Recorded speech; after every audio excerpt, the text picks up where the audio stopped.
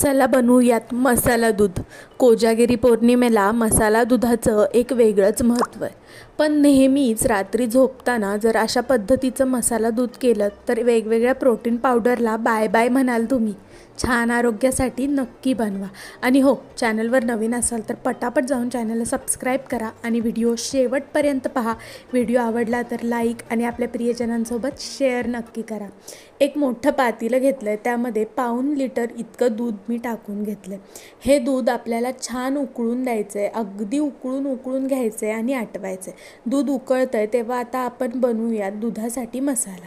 त्यासाठी मी काही काजू आणि बदाम घेते, अगदी 10 ते 15 काजू घेतलेत आणि 7 ते 8 बदाम घेतलेत। हे आपल्याला मस्तपैकी ड्राय होईपर्यंत परतून घ्यायचेत। अगदीच करपवायचे नाही आहेत किंवा खूप कमी भाजायचे नाही आहेत, असे दिसेपर्यंत छान भाजून घ्यायचेत, म्हणजे त्याची खूप छान बारीक पावडर तयार होती। वेलची ही आपल्याला अशीच थोडी गरम करून घ्यायची। आता काजू, बदाम, वेलची यामध्ये घालायचे। 3 ते 4 वेलच्या घेऊ शकता। त्यानंतरनं 10 ते 12 केसराच्या काड्या यामध्ये घालायच्यात। केशरामुळं आपल्या दुधाला टेस्ट आणि रंगही खूप छान येतो। आता याची आपण बारीक पावडर तयार करून घेऊयात। छान अशी पावडर तयार होते।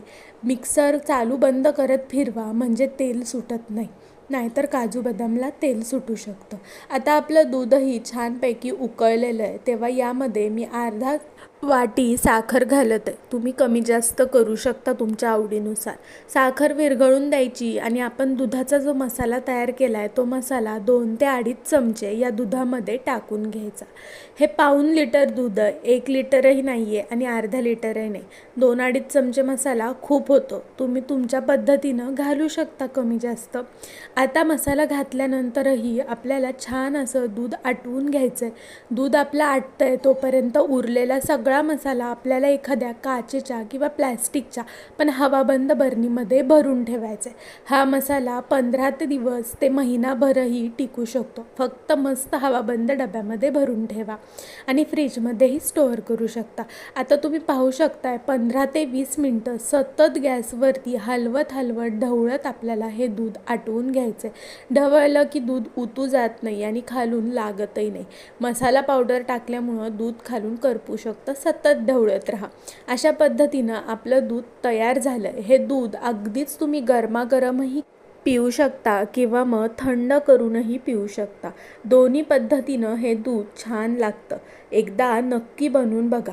या कोजागिरीला तर असंच दूध बनवा आणि नाहीच कोजागिरीपर्यंत व्हिडिओ पाहिलात तर नंतरनं हलक्या फुलक्या थंडीमध्ये हे दूध नक्की करून प्या। मस्त मजा येईल आणि शांत अशी झोप लागेल। शिवाय प्रोटीन पावडरला बाय बाय म्हणाल ते वेगळंच। यामध्ये तुम्ही आवडीनुसार वेगवेगळ्या ड्रायफ्रूट्सनी गार्निशिंग करून हे दूध सजवू शकता।